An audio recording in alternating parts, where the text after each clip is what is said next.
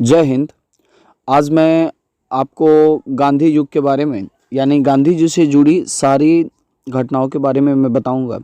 आइए उनका एक संक्षिप्त परिचय लेते हैं। महात्मा गांधी के जो पिताजी थे वो थे करमचंद गांधी। उनकी माता थी पुतलीबाई। पत्नी का नाम था कस्तूरबा गांधी। इनके 4 बेटे हुए जिनका नाम हरिलाल, मणिलाल, रामदास, देवदास इस प्रकार है। 13 साल की उम्र में उनका विवाह कस्तूरबा मखनजी से हो गया था। ठीक है, आगे देखते हैं। उनके जीवन से जुड़े कुछ फैक्ट्स हैं। ऐसा माना जाता है, ऐसा बताया जाता है कि प्रतिदिन करीब वो 18 किलोमीटर पैदल चलते थे। यानी जिंदगी भर जितना उन्होंने चला था उससे पृथ्वी के 2 चक्कर लग जाते। 5 बार नोबेल शांति पुरस्कार के लिए नामित किया गया है इनको। 4 महाद्वीप, 12 मुल्कों में नागरिक अधिकारों से जुड़े आंदोलन का श्रेय इनको जाता है। ब्रिटेन ने उनके मृत्यु के 21 वर्ष पश्चात उनके सम्मान में डाक टिकट भी जारी किया है। तो ये रहे इनके जीवन से जुड़े कुछ रोचक तथ्य। वो अपने जीवन में बहुत सारे आंदोलन को प्रारंभ किए थे, जिसमें एक प्रमुख था चंपारण सत्याग्रह। 1917 में किसानों को एक अनुबंध यानी 3/20, जिसको हम लोग क्या 3 कट्ठिया प्रणाली बोलते हैं, यानी 20 कट्ठा में 3 कट्ठा पर क्या करना होता था, नील की खेती करनी होती थी। ये ऐसा नियम किन के द्वारा बनाया गया था? तो ये अंग्रेजों के द्वारा ये नियम बनाया गया था और इसके लिए किसान बाध्य थे। इस पद्धति को 3 कट्ठिया पद्धति कहते थे। किसान इससे छुटकारा चाहते थे। इसके लिए जो राजकुमार शुक्ल जी थे वो गांधी जी को आमंत्रित किए। कहाँ? तो लखनऊ अधिवेशन में सम्मिलित हो गए। तब गांधी जी ने सत्याग्रह बिहार आके शुरू किया। सरकार झुकी, जांच के आयोग का गठन किया गया तथा इस पद्धति को समाप्त कर वसूली का 25% हिस्सा किसानों को वापस किया गया।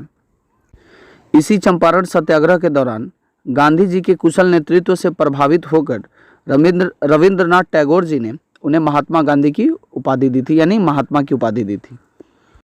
सत्याग्रह की प्रेरणा गांधी जी ने डेविड थोरो के निबंध डिसोबीडियंस से ली थी। गांधी जी ने सत्याग्रह का प्रथम प्रयोग दक्षिण अफ्रीका में किया था। 9 जनवरी सन 1915 में गांधी जी ने दक्षिण अफ्रीका से भारत आने का निर्णय लिया और वो भारत आए। इनके राजनीतिक गुरु के बारे में बताया जाता है। गांधी जी के राजनीतिक गुरु जो थे वो गोपाल कृष्ण गोखले थे। भारत में प्रथम सत्याग्रह इन्होंने कहाँ से शुरू किया था? तो चंपारण, बिहार से शुरू किया था। गोखले जी की सलाह पर 1915 से 1916 ईस्वी 2 वर्ष गांधी जी ने भारत का भ्रमण किया। उसके बाद 1917 से 1918 के बीच 3 प्रारंभिक आंदोलनों का नेतृत्व किया, जिसको हम लोग आगे वीडियो में चर्चा करेंगे। एक तो हमने कर लिया। आइए अब खेड़ा सत्याग्रह के बारे में जानते हैं। सन 1918 ईस्वी में गुजरात के खेड़ा जिले में भीषण अकाल पड़ा। इसके बावजूद सरकार ने मालगुजारी प्रक्रिया बंद नहीं की, अपितु 23% और वसूली बढ़ा दी।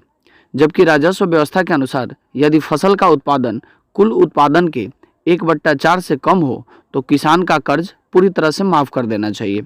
इस पर गांधी जी ने घोषणा की, यदि सरकार गरीब किसानों का कर्ज माफ कर दे तो जो सक्षम किसान हैं वो कर का स्वयं भुगतान कर देंगे। सरकार ने गुप्त रूप से अपने अधिकारियों से कहा कि जो किसान सक्षम हैं उन्हीं से कर लिया जाए। अब आइए अहमदाबाद मिल में हड़ताल के बारे में जानते हैं। सन 1918 ईस्वी में यह आंदोलन भारतीय कपड़ा मिल मालिकों के विरोध में था। यहाँ पर मजदूरों के बोनस को लेकर गांधी जी ने भूख हड़ताल करने को कहा तथा स्वयं भी भूख हड़ताल में शामिल भी रहे। यह उनकी पहली भूख हड़ताल थी। इसके फलस्वरूप मिल मालिक समझौते को तैयार हो गए और इस मामले को एक ट्रिब्यूनल को सौंप दिया गया, जिसने मजदूरों का पक्ष लेते हुए 35% बोनस देने का फैसला सुनाया। अब आइए खिलाफत आंदोलन के बारे में जानते हैं। यह आंदोलन 1919 ईस्वी से 1924 ईस्वी के बीच तक चला था। उद्देश्य क्या था? तो तुर्की में खलीफा के पद की स्थापना करने के लिए अंग्रेजों पर दबाव बनाना था। रॉलेट एक्ट, जालियांवाला बाग के फलस्वरूप अखिल भारतीय खिलाफत कमेटी ने खिलाफत आंदोलन का संगठन किया। गांधी जी के प्रभाव से खिलाफत तथा असहयोग आंदोलन एकमत हो गए। देखें, जो खलीफा पद की समाप्ति हुई थी, राष्ट्रीयतावादी मुस्तफा कमाल ने 3 मार्च 1924 को समाप्त कर दिया। कारण क्या था? गांधी जी धर्म के ऊपरी आवरण को दरकिनार करते हुए हिंदू मुस्लिम एकता के आधार को पहचाना। उनके बीच आपसी झगड़ा था, लेकिन सभ्यता मूलक एकता भी थी। तो ये इसके कारण ये जो खलीफा का पद हुआ उसको समाप्त किया गया। देखिए, असहयोग आंदोलन के बारे में जानते हैं, नॉन कोऑपरेटिव मूवमेंट के बारे में, जो कि 1920 में स्टार्ट हुआ था। देखिए, श्री चिमन लाल सीतलवाड़ के अनुसार वायसराय लॉर्ड रीडिंग कुर्सी पर हताश बैठ गया और अपने दोनों हाथों सिर पर थामकर फूट पड़ा। इस आंदोलन ने ब्रिटिश राज्य की जड़ों पर जबरदस्त प्रहार किया था। कौन सा? तो असहयोग आंदोलन ने। उद्देश्य क्या था इस आंदोलन का? ब्रिटिश भारत की राजनीतिक, आर्थिक तथा सामाजिक संस्था का बहिष्कार करना और शासन की मशीनरी को बिल्कुल ठप कर देना। आरंभ कब हुआ था? तो 1920 में राष्ट्रीय कांग्रेस के कलकत्ता अधिवेशन से इसको प्रारंभ किया गया। देखिए, असहयोग आंदोलन को सफल बनाने हेतु बहुत सारे प्रयास किए गए। सरकारी उपाधियां, वैधानिक तथा अवैधानिक पदों का त्याग, सरकारी उत्सवों तथा दरबारों में सम्मिलित होने से मना करना, सरकारी एवं अर्ध सरकारी स्कूलों का त्याग, 1919 के अधिनियम के अंतर्गत होने वाले चुनावों का बहिष्कार, सरकारी अदालतों का भी बहिष्कार किया गया, विदेशी माल का भी बहिष्कार किया गया। देखिए, आंदोलन समाप्ति एवं उसका कारण क्या था? गांधी जी ने कहा था आंदोलन पूरी तरह अहिंसक होना चाहिए, किंतु फरवरी 1922 में चौरा चौरी कांड हो गया, जिसकी वजह से इस आंदोलन को स्थगित करना पड़ा। देखिए, ये चौरा चौरी कांड क्या था? तो ये चौरा चौरी एक जगह है जो कि उत्तर प्रदेश में गोरखपुर के समीप स्थित है। 4 फरवरी 1922 को भारतीय आंदोलनकारियों ने ब्रिटिश सरकार की एक पुलिस चौकी को आग लगा दी, जिसमें उसमें छुपे हुए 22 पुलिसकर्मी जिंदा जला दिए गए। इस घटना को चौरा चौरी कांड के नाम से जाना जाता है। जब इस बात का पता चला गांधी जी को, तो उन्होंने इस आंदोलन को बंद करना ही उचित समझा, क्योंकि उनका मूल्य उद्देश्य क्या था कि अहिंसा के साथ कोई भी आंदोलन हो। देखिए, असहयोग आंदोलन के पश्चात नेहरू रिपोर्ट 1928 में आई। लॉर्ड बर्कनहेड, भारत का जो सचिव था, उसने राष्ट्र के नेतृत्व को ऐसा संविधान बनाने की चुनौती दी थी जिसे सभी स्वीकार करें। 1927 के मद्रास अधिवेशन में यह तय किया गया था कि अन्य राजनीतिक दलों की सहमति से संविधान का मसौदा बनाया जाए। 19 मई 1928 को डॉक्टर अंसारी की अध्यक्षता में सम्मेलन हुआ। इसमें मोतीलाल नेहरू की अध्यक्षता में एक समिति गठित की गई, जिसे संविधान का मसौदा तैयार करने का कार्य सौंपा गया था, जिसे लखनऊ में आयोजित सभा में स्वीकार कर लिया गया। आइए नेहरू समिति रिपोर्ट की प्रमुख सिफारिशों को देखते हैं। क्या क्या सिफारिश थी? तो भारत को डोमिनियन स्टेट का दर्जा दिया जाए। दूसरा, सांप्रदायिक निर्वाचन प्रणाली को समाप्त किया जाए। तीसरा, संयुक्त निर्वाचन प्रणाली अपनाई जाए। भाषाई आधार पर प्रांतों का गठन हो। भारत एक धर्मनिरपेक्ष राज्य होगा, किंतु अल्पसंख्यकों के धार्मिक एवं सांस्कृतिक हितों का पूर्ण संरक्षण होगा। केंद्र एवं प्रांत में संघीय आधार पर शक्ति विभाजन हो। भारत में उच्चतम न्यायालय की स्थापना हो। संघ लोक सेवा आयोग की स्थापना हो। देखिए, साइमन कमीशन के बारे में जानते हैं। 1919 के भारत शासन अधिनियम की समीक्षा करने के लिए साइमन कमीशन आयोग का गठन 1927 में किया गया।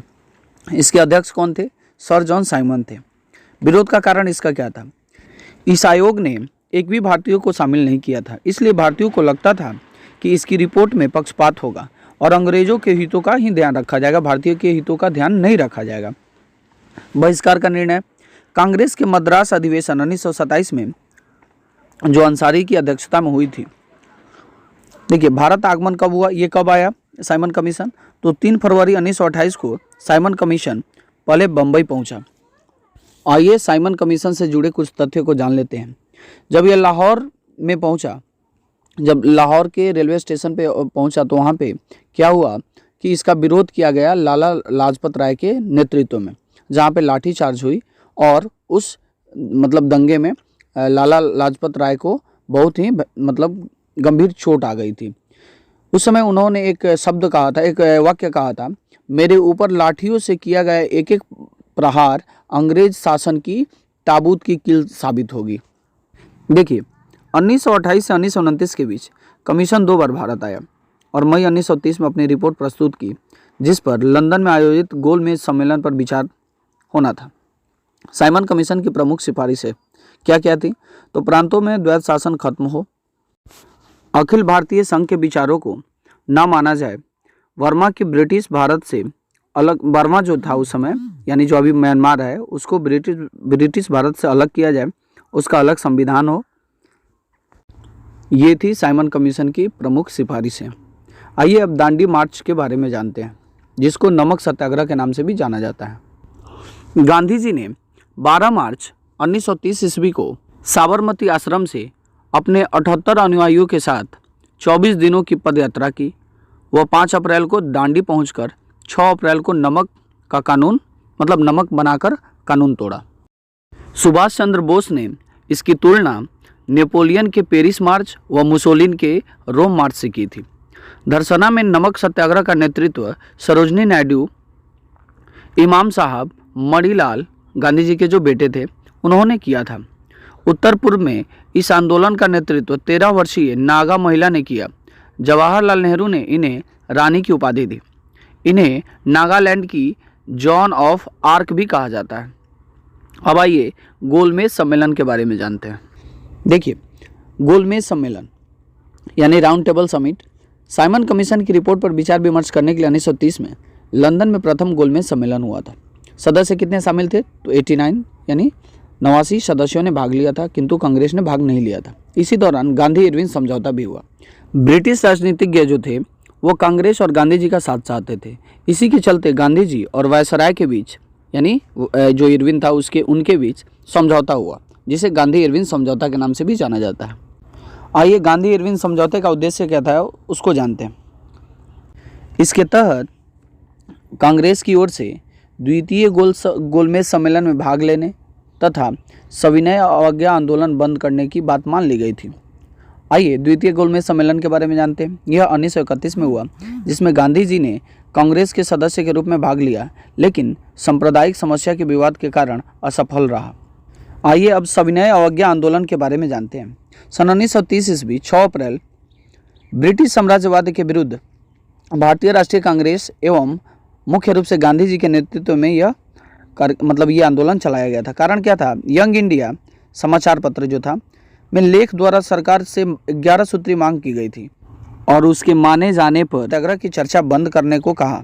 वह 31 जनवरी 1930 तक का समय भी दिया था। किसने? तो भारतीयों ने।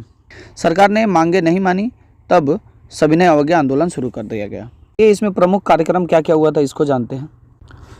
इसमें मुख्य कार्यक्रम क्या क्या करना था?